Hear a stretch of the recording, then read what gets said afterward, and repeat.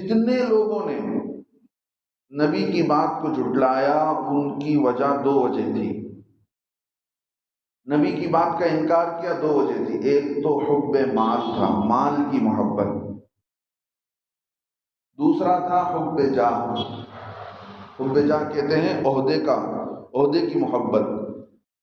اسے پوزیشن مل جاتی ہے کسی سوسائٹی کے اندر، کسی بڑے ماحول کے اندر کہ وہ کسی جگہ کا صدر بن جاتا ہے، کہیں کا سیکرٹری بن جاتا ہے. اب اللہ کے نبی کی بات کو ماننے میں قوم بگڑ جائے گی، میرا عہدہ چلا جائے گا، میری پوزیشن چلی جائے گی. ایک تو سیٹ کی محبت میں، دوسرے مال کی محبت. مال آ کر آدمی کو اندھا کر دیتا ہے. مال کے آنے کے بعد آدمی کے اندر کی طبیعت بگڑ جاتی ہے، اس کے اندر گھمنڈ پیدا ہو جاتا ہے. اب اس گھمنڈ میں، اس تکبر میں آدمی کسی چیز کی پرواہ نہیں کرتا ہے. وہ سوچتا ہے کہ مال ہے تو سب کچھ ہے. وہ مال کی محبت اسے حق بات کو قبول کرنے میں بیچ میں رکاوٹ ڈال دیتی ہے. اسی لیے اللہ رب العزت بنی اسرائیل کے علماء کو کہتے ہیں کہ دیکھو تم مال کی محبت میں ایسا کر رہے ہو کہ تمہارے پاس جو مال جمع ہوتا ہے، لوگ تم کو اپنا بڑا مانتے ہیں، کل کے دن تمہیں بڑا ماننا چھوڑ دیں گے. وہ لوگ سارے کس کے پاس چلے جائیں گے؟ محمد صلی اللہ علیہ وسلم کے پاس چلے جائیں گے. تمہاری چودراہٹ ختم ہو جائے گی. اور دوسرے نمبر پر تمہارے پاس مال آنا بند ہو جائے گا، اور تم مال کی ہوس میں، عہدے کی ہوس میں کر رہے ہو. اللہ رب العزت بتاتے ہیں افلا تعقلون، کیا تمہیں سمجھ نہیں ہے؟ کیا تم نہیں سمجھتے؟ تم کتاب بھی پڑھتے ہو، دوسروں کو بھلائی کی بات بھی کرتے ہو، لیکن اپنے آپ کو بچا لیتے ہو. اسی لیے علماء نے لکھا ہے اس آدمی کی نصیحت اثر نہیں کرتی جو آدمی اپنی نصیحت پر خود عمل نہیں کرتا. میں آپ کو بتا رہا ہوں، میری زندگی میں اللہ نہ کرے میری زندگی میں عمل نہیں ہے تو پھر میری بات آپ کے دل میں اثر نہیں کرے گی. کوئی بھی کسی دوسرے آدمی کو اچھائی کا حکم دیتا ہے، یہ کام کرو، لیکن خود عمل نہیں کرتا، اس کی بات کا اثر نہیں ہوگا. اگر وہ ان کی باتوں کو سن کر صحیح راستے پر آ گیا، لیکن اس کے آنے کی وجہ سے یہ بچے گا نہیں، یہ اپنے عمل کا حساب دے گا. کل قیامت کے دن کچھ لوگ ایسے ہوں گے جو دنیا میں لوگوں کو بھلائی کی طرف بلاتے تھے لیکن خود عمل نہیں کرتے تھے. لوگ ان کو دیکھ کر کہیں گے بھئی تمہاری بات سن کر تو ہم صحیح راستے پر آئے تھے، آج تمہارا حال کیا ہو گیا؟ وہ کہیں گے ہم تم کو بتاتے تو تھے لیکن خود عمل نہیں کرتے تھے، خود عمل نہیں کرتے تھے. اب سوال یہاں پیدا ہوتا ہے، اچھا جو آدمی عمل نہیں کرتا کیا وہ دوسروں کو بھلائی کی بات نہیں دینا ہے، بتانا نہیں ہے؟ دوسروں کو اچھی بات کی نصیحت کرنا ہے کہ نہیں کرنا ہے؟ کرنا ہے. کیوں؟ اس لیے کہ ایک مستقل فریضہ ہے. لوگوں کو اچھی بات کی طرف بلانا، اچھی بات کی تبلیغ کرنا مستقل ایک عمل ہے. اور اس دین پر، جس دین کی طرف آدمی بلاتا ہے، اس دین پر عمل کرنا ایک دوسرا نمبر ہے. مثال کے طور پر ایک آدمی نماز نہیں پڑھتا، میں نماز نہیں پڑھتا نہ روزہ کہیں کو رکھنا، نہیں، روزہ ایک الگ عمل ہے. نماز نہ پڑھنے کی نحوست الگ آئے گی، لیکن روزہ مستقل ایک فرض عمل ہے. تو نماز نہیں پڑھنے کی وجہ سے یہ بہانہ نہیں اختیار کر سکتا کہ میں نماز ہی نہیں پڑھتا تو روزہ کیوں رکھنا. ایسے ہی فریضہ تبلیغ، دوسروں کو حق بات پہنچانا، حق کی طرف بلانا ایک الگ ذمہ داری ہے، اور دوسروں کو بلانا ایک الگ ذمہ داری ہے، خود عمل کرنا دوسرا نمبر ہے. لہذا اللہ رب العزت یہ نہیں کہہ رہے ہیں کہ دوسروں کو بلانا، خود عمل نہیں، جو نہیں عمل کرتا اسے دوسروں کو حق کی بات بتانا نہیں چاہیے، لوگوں کو تبلیغ نہیں کرنا چاہیے. اللہ یہ نہیں کہتے ہیں. اللہ یہ بتانا چاہتے ہیں کہ جو دوسروں کی تبلیغ کرتا ہے، دوسروں کو اچھی بات کی طرف بلاتا ہے، اسے بے عمل نہیں ہونا چاہیے، اسے اپنی زندگی میں عمل کو لانا چاہیے. اللہ رب العزت مجھے بھی آپ کو بھی عمل کی توفیق نصیب فرمائے. ساری باتوں کا خلاصہ کیا ہے؟ ساری باتوں کا خلاصہ جا کر رکتا ہے عمل کا. آدمی عمل کرے گا، لوگوں کو بھلائی کی طرف بلائے گا، خود بھی عمل کرے گا. لہذا اللہ رب العزت ان کو بتاتے ہیں کہ دیکھو نماز کے اندر یہ تم کتاب پڑھتے ہو، تمہیں سب معلوم ہے، لہذا جاننے والے نہ جاننے والے برابر نہیں ہوں گے. کل قیامت کے دن جو لوگ جاننے والے تھے وہ عمل کر کے آئیں گے تو نہ جاننے والا عمل کر کے آئے گا تو نہ جاننے والے کا عمل اور جاننے والے کا عمل برابر نہیں ہوگا۔ جو جانتے تھے دنیا کے اندر علم رکھتے تھے انہوں نے عمل بھی کیا تو کل قیامت کے دن ان کا درجہ بڑا ہوا ہے۔ ایک وہ آدمی جو جانتا نہیں تھا اپنی مرضی کے حساب سے عمل کرتا تھا، اللہ رب العزت اس کے عمل کو قبول کریں گے، لیکن ایسے ہی ایک آدمی گناہ کرتا ہے نہ جانتے ہوئے، وہ کل کے دن ہو سکتا ہے اللہ کے ہاں بخش دیا جائے، جلدی سے اس کا بیڑا پار ہو جائے۔ لیکن ایک وہ آدمی ہے جو جان بوجھ کر عمل نہیں کرتا تھا، جانتا تھا کہ یہ حرام ہے پھر بھی کر رہا ہے، جانتا تھا کہ یہ غلط ہے پھر بھی اسی راستے پر ہے۔ تو یہ آدمی جو نہیں جانتے ہوئے عمل نہیں کرتا تھا اور ایک وہ آدمی جو جانتے ہوئے عمل نہیں کرتا تھا، کل قیامت کے دن ان دونوں کا گناہ، ان دونوں کی سزا برابر نہیں ہوگی، بلکہ جو نہیں جانتا تھا اس کے ساتھ ڈبل عذاب ہوگا، اس کے ساتھ اللہ رب العزت بہت ہی پکڑ دھکڑ کا معاملہ کرے گا۔ اللہ ہم سب کی حفاظت فرمائے۔ اللہ رب العزت بتاتے ہیں کہ دیکھو تم مال کی محبت میں اور جو ہے مرتبہ عہدے کی محبت میں تم دین سے دور ہو رہے ہو، لہذا ہم تم کو بلاتے ہیں نم ایمان میں آ جاؤ۔ آ جانے کے بعد کیا کرو؟ وَاسْتَعِينُوا بِالصَّبْرِ وَالصَّلَاةِ، تمہارے اندر سے مال کی محبت نکلنے کے لیے، عہدے کی محبت نکلنے کے لیے وَاسْتَعِينُوا، مدد لیا کرو، مدد حاصل کرو صبر اور نماز کے ذریعے سے۔ معلوم کیا ہوا؟ ایمان والے کو ہر حال میں صبر اور نماز کا دامن نہیں چھوڑنا چاہیے۔ ہر حال میں ہر مصیبت کا علاج اللہ نے ان دونوں چیزوں میں چھپا کر کے رکھا ہے، صبر کے اندر اور نماز کے اندر۔ نماز کیوں؟ اس لیے کہ نماز میں جو ہے، نماز کے اندر آدمی کو سکون و اطمینان کے ساتھ نماز پڑھنا پڑتا ہے۔ نماز میں آدمی کے دل کو فارغ کرنا پڑتا ہے۔ جب آدمی اپنے دل کو ہر قسم کے خیالات کے ساتھ فارغ کر کے نماز میں دل کو حاضر کرے گا، دل کو حاضر کرے گا تو پھر اس کے دل سے غلط قسم کے خیالات یہ سب ختم ہو جائیں گے۔ دیکھیے، ایک ہے آدمی ہمیشہ کے لیے گناہوں سے بچ جائے، اللہ نے بتا دیا یہ نہیں کرنا، یہ نہیں کرنا، یہ نہیں کرنا ہے، اس سے اپنے آپ کو دور کر کے آدمی برداشت کرتا ہے، اسی کا نام صبر ہے۔ گناہوں سے اپنے کو روک لینے کا نام صبر ہے۔ لوگ کیا سمجھتے ہیں؟ مصیبت آ گئی تو صبر کر لینا، پیسے نہیں ہیں تکلیف ہے صبر، یہ صبر ہے، لیکن اصل صبر کا معنی کیا ہے؟ گناہوں سے اپنے کو روک لینے کا نام، گناہوں سے ہٹ کر اپنے آپ کو اللہ کے دین پر بچا کر رکھنے کا نام، امتحان میں اللہ کی آزمائش میں اپنے کو دین پر جمانے کا نام صبر ہے۔ اب اللہ رب العزت دیکھ، یہ تو آسان ہے۔ اب نماز کے اندر کیا ہے؟ نماز کے اندر یہ ہے کہ بھئی جائز چیزوں کو بھی چھوڑ دو۔ کھانا جائز ہے، نماز میں کھا نہیں سکتا، نماز میں پی نہیں سکتا ہے، نماز میں آدمی ہر چیز سوچ نہیں سکتا ہے، ادھر ادھر دیکھ نہیں سکتا ہے، کسی سے بات چیت نہیں کر سکتا ہے۔ یہ نماز آدمی کے ذہن کو بھی تکلیف دیتی ہے۔ تکلیف کا مطلب آدمی کو پابند بناتی ہے، اس کے خیالات بھی، اس کے سوچ کو بھی نماز کے اندر پابند کرنا پڑے گا۔ اور جو کام کرنے کے تھے وہ بھی نہیں کر سکتا نماز کے اندر، کھا نہیں سکتا، بول نہیں سکتا، کپڑا پہنے، جو دل میں آیا وہ نہیں کر سکتا۔ حالانکہ نماز کے بعد وہ سارے کام جائز ہیں، لیکن نماز کے اندر وہ نہیں کر سکتا۔ اچھا، ایک نمبر۔ دوسرا نمبر اللہ کہنے کہ خیالات کو بھی نماز کے اندر شامل کرو۔ اب آدمی اپنے دل کے خیالات کو بھی نماز کے اندر متوجہ کرتا ہے، اب جو ہے اسے سکون ملتا ہے۔ علماء نے لکھا ہے کہ جب اتنا سب کچھ کر لیتا ہے تو اسے سکون قلب ملتا ہے، دل کا سکون اللہ اسے نصیب کرتے ہیں۔ جب دل کا سکون اسے نصیب ہوتا ہے تو اس کی نماز صحیح ہوتی ہے، پھر اس کے نماز کے صحیح ہونے کی وجہ سے اس کے ایمان کو مضبوطی ملتی ہے۔ ایمان کو کمزوری کہاں سے ہوتی ہے؟ نماز صحیح نہیں تو ایمان کمزور ہو جاتا ہے۔ جب ایمان کو مضبوطی، اللہ یہاں کہہ رہے ہیں کہ نماز، اپنے ایمان کو مضبوط کیا کرو نماز اور زکوٰۃ، نماز اور صبر کے ذریعے سے مدد حاصل کیا کرو۔ کیا مطلب؟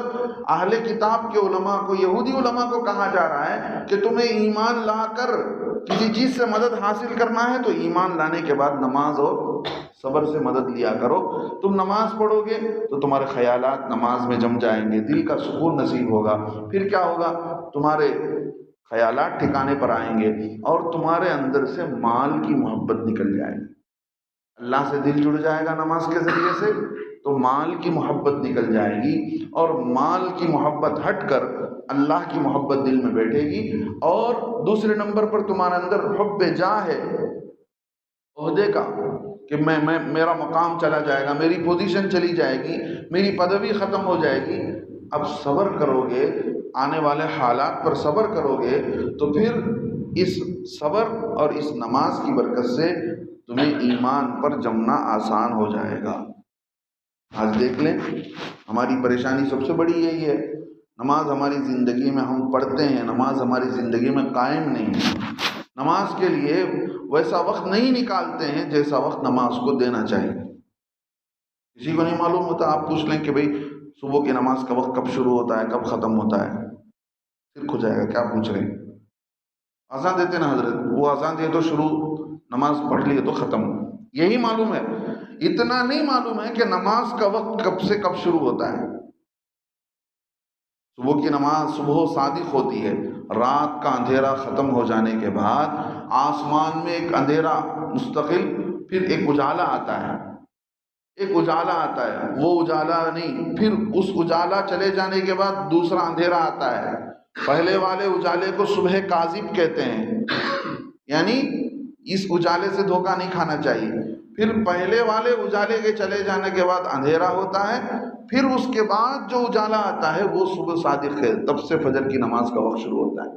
اب وہ اجالا بڑھتا ہی چلا جاتا ہے، بڑھتا ہی چلا جاتا ہے. اب وہ کب تک ہے؟ سورج کے نکلنے تک ہے، تقریباً 1 گھنٹہ 10 منٹ کا وقت فجر کا ہوتا ہے. تو اس طرح نماز کے اوقات کا ہمیں خیال ہی نہیں کہ کب شروع ہوتا ہے کب ختم ہوتا ہے. ہم کیا سمجھتے ہیں؟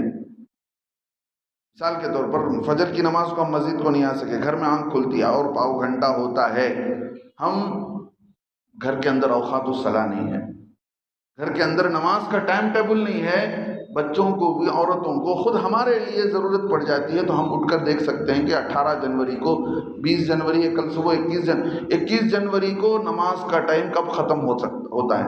اب وہ پاؤ گھنٹہ ہوتا ہے، ہم کیا سوچ کر سو جاتے ہیں نماز کا وقت نکل گیا.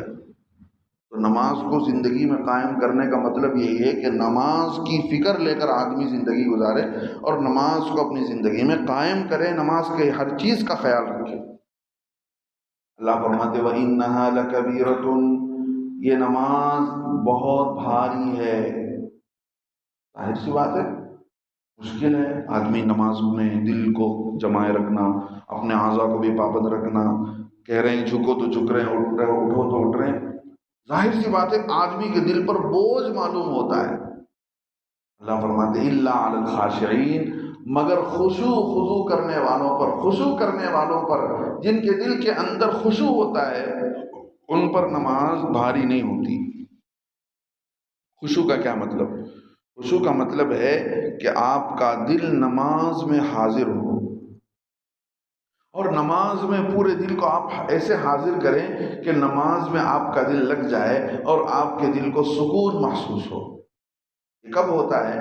یہ اسی وقت ہوتا ہے جب نماز سے پہلے آدمی ساری دنیا سے کٹ کر اللہ اکبر کہنے سے لے کر سلام پھیرنے تک پوری توجہ فکر کے ساتھ نماز میں کھڑا ہوتا ہے. حضرت علی رضی اللہ عنہ فرماتے تھے میں نماز میں کھڑے ہونے سے پہلے کچھ دیر بیٹھ جاتا ہوں، بیٹھ کر سوچتا ہوں کہ میں کیا کرنے والا ہوں. میں اللہ کو اپنے سامنے سوچتا ہوں کہ میرا اللہ سامنے ہے، میں اس کے سامنے مجھے کھڑے ہونا ہے. ایک طرف میں جنت کو سمجھتا ہوں، دوسری طرف میں جہنم کا خیال لاتا ہوں، پیچھے میں موت کا تصور کرتا ہوں. اس سوچ اور فکر کو لے کر میں نماز میں کھڑے ہوتا ہوں. تو نماز کے اندر خشوع نصیب ہوگا، جس خشوع کا مطلب ہے کہ نماز میں دل حاضر ہے، دل سکون کے ساتھ نماز میں جمع ہوا ہے. اب ہماری حالت کیا ہے؟ ہماری حالت یہ ہے کہ ہم دکانوں کی فکر لے کر، اپنے کاروبار کے، اپنے گھر کا ٹینشن لے کر آتے ہیں، وہی خیالات نماز میں آتے رہتے ہیں. اللہ فرماتے ہیں وَإِنَّهَا لَكَبِيرَةٌ، نماز بہت بھاری ہے، إِلَّا عَلَى الْخَاشِعِينَ، مگر ان لوگوں کے لیے جو خشوع کرتے ہیں. یہاں ایک تفسیر یہ بھی ہے کہ عشاء کی نماز بھی مراد دیا گیا ہے. عشاء کی نماز بہت بھاری ہے ان لوگوں کے لیے، فَإِنَّهَا لَكَبِيرَةٌ سے مراد إِلَّا عَلَى الْخَاشِعِينَ، مگر وہ لوگ جو خشوع کرتے ہیں، جن کا دل نماز میں اٹکا رہتا ہے، ان کے لیے کوئی بھاری چیز نہیں، کوئی مشکل چیز نہیں ہے۔ عشاء کی نماز کیوں؟ آپ دیکھ لیں، وقت پر آپ نے ادا کر لیا، ورنہ وقت ختم ہونے کے بعد جب نماز آپ پڑھیں گے، سارے دن آپ تھکے ہوئے رہتے ہیں، جب آپ گھر جا کر نماز پڑھتے ہیں اتنا بوجھ معلوم ہوتا ہے عشاء کی نماز پڑھنا جس کی انتہا نہیں۔ لہذا نماز کو وقت پر ادا کر دینا چاہیے۔ نماز وقت ٹال کر پڑھیں گے تو آپ کو خود معلوم ہوگا، ایک دل پر تکلیف ہوتی ہے، بوجھ معلوم ہوتا ہے، ایک وزن معلوم ہوتا ہے۔ اللہ فرماتے ہیں کون ہے خشوع کرنے والے، نماز میں جن کا دل حاضر ہوتا ہے، نماز میں جن کے دل کو سکون نصیب ہوتا ہے۔ خشوع خضوع کرنے والے کون لوگ ہیں نماز کے اندر؟ الذین یظنون، جو اس بات کا خیال کرتے ہیں، جو اس بات کو سوچ کر زندگی گزارتے ہیں۔ الذین یظنون، وہ لوگ جو یہ گمان کرتے ہیں، جو یہ یقین کرتے ہیں، انہم ملاقو ربہم، کہ ان کو اللہ سے ملاقات کرنا ہے، کہ وہ اللہ سے ملنے والے ہیں۔ یہ دنیا کی زندگی ختم ہونے کے بعد، موت کے بعد کس سے ملاقات ہوگی؟ اللہ سے ملاقات ہوگی۔ یہ خشوع کرنے والے نماز کے اندر کیوں ان کا دل اٹکا رہتا ہے نماز میں؟ اس لیے کہ ان کو یقین ہوتا ہے اس بات کا کہ وہ اپنے اللہ سے ملاقات کریں گے۔ وَأَنَّهُمْ إِلَيْهِ راجعون، اور ان کو اس بات کا اچھی طرح پتہ ہوتا ہے کہ یہ موت کے بعد لوٹ کر اسی کی طرف جائیں گے۔ وَأَنَّهُمْ إِلَيْهِ راجعون، جب موت آئے گی، موت آنے کے بعد ان کو لوٹ کر اللہ ہی کے پاس پہنچنا ہے، اس بات کا انہیں پورا خیال ہوتا ہے۔ معلوم کیا ہوا؟ خشوع خضوع کرنے والوں کی صفت ہے، کیا صفت؟ ان کو دل سے وہ راضی ہوتے ہیں کہ ہمیں اللہ کے سامنے کھڑے ہونا ہے۔ اور دوسری بات کیا ہوتی ہے؟ دوسری بات کا یہ یقین ہوتا ہے کہ ہمیں اللہ کے پاس لوٹ کر جانا ہے اور اللہ سے ملنا ہے۔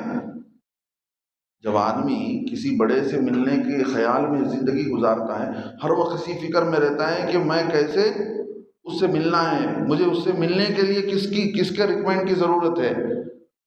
ہاں، آدمی کسی بڑے سے ملنے کے لیے کتنی کوشش کرتا ہے، ایسے ہی اللہ سے ہمیں ملنا ہے، اپنی پوری زندگی کا حساب کتاب دینا ہے، اسی کے بقدر ہمیں تیاری کرنے کی ضرورت ہے، اور اسی خیال کو لے کر زندگی گزارنے کی ضرورت ہے کہ ہمیں ایک دن مرنا ہے، اللہ سے ملاقات کرنا ہے۔ اور حدیث میں بتایا گیا، من احب لقاء اللہ احب اللہ لقاءہ، جو اللہ سے ملنا پسند کرتا ہے اللہ بھی اس سے ملنا پسند کرتے ہیں۔ من کرہ لقاء اللہ، جو اللہ سے ملنا ناپسند کرتا ہے، کرہ اللہ لقاءہ، اللہ بھی اس سے ملنا پسند نہیں کرتے ہیں۔ اللہ سے ملاقات ہوگی، جس اللہ کو ہم سنتے تھے، اس اللہ کا تصور لے کر، یقین لے کر عمل کرتے تھے، اب اسی تصور اور خیالات کو لے کر ہم زندگی گزار رہے تھے، موت کے بعد اسی اللہ سے ہماری ملاقات ہونے والی ہے۔ تو معلوم یہ ہوا کہ اللہ رب العزت نے نماز کے اندر کیسی کیسی برکتیں رکھی ہیں۔ اب یہ ہے کہ نماز خشوع کے بغیر، اب یہاں ایک بات اللہ نے یہ بتایا کہ رکوع کرنے والوں کے ساتھ رکوع کرو، یعنی جماعت کے ساتھ نماز پڑھو۔ اب جماعت کے ساتھ نماز پڑھنا کیا ہے؟ صحابہ کی ایک جماعت، اس میں عبداللہ ابن مسعود رضی اللہ عنہ اور دوسرے صحابہ سب یہ کہتے ہیں کہ نماز، جماعت کے ساتھ نماز پڑھنا واجب ہے۔ وہ یہ حدیث پیش کرتے ہیں کہ اللہ کے نبی صلی اللہ علیہ وسلم نے فرمایا، جو آدمی ایسی جگہ رہتا ہے جہاں، جو مسجد کے پڑوس میں رہتا ہے، جہاں اس کو اذان کی آواز پہنچتی ہے، وہ نماز وہاں جا کر، مسجد میں جا کر ادا نہیں کرتا، تو سمجھو کہ اس کی جماعت ہی نہیں ہوئی، اس کی نماز ہی نہیں ہوئی۔ یہ ان کی حدیث ہے۔ یہ بتاتے ہیں کہ دیکھو، اللہ کے نبی صلی اللہ علیہ وسلم نے صاف بتا دیا، من سمع النداء فلم یجب فلا صلاۃ له الا من عذر، جس نے اذان کی آواز سنی، فلم یجب کے معنی اذان کا جواب نہیں دیا۔ اذان کا جواب نہیں دینے کا اصل مطلب کیا ہے؟ اذان سننے کے بعد نماز کو نہیں گیا۔ ایک ہے اذان کا سن کر جواب دے دینا، اللہ اکبر اللہ اکبر، ہمیں بھی اللہ اکبر اللہ۔ اذان سننے کے بعد اذان کا جواب یہ ہے کہ آدمی نماز کے لیے جائے۔ اللہ کے نبی آگے فرماتے ایسے آدمی کی نماز ہی نہیں ہے مگر کوئی آدمی کسی عذر کی وجہ سے، کسی تکلیف کی وجہ سے نہیں گیا، چل نہیں سکتا تھا، یا جو ہے وہاں تک پہنچنے کی طاقت نہیں تھی، یا کسی دشمن کا ڈر تھا، ایسی کوئی پریشانی تھی، اذان سن کر بھی نہیں گیا، تو ٹھیک بات ہے، گھر میں نماز پڑھ لینے سے اس کی نماز ہو جائے گی۔ لیکن بعض دوسرے ائمہ فقہا اور جمہور کی یہ رائے ہے کہ نماز جو ہے ایسے آدمی کے لیے جو نماز اپنے گھر سے قریب ہے،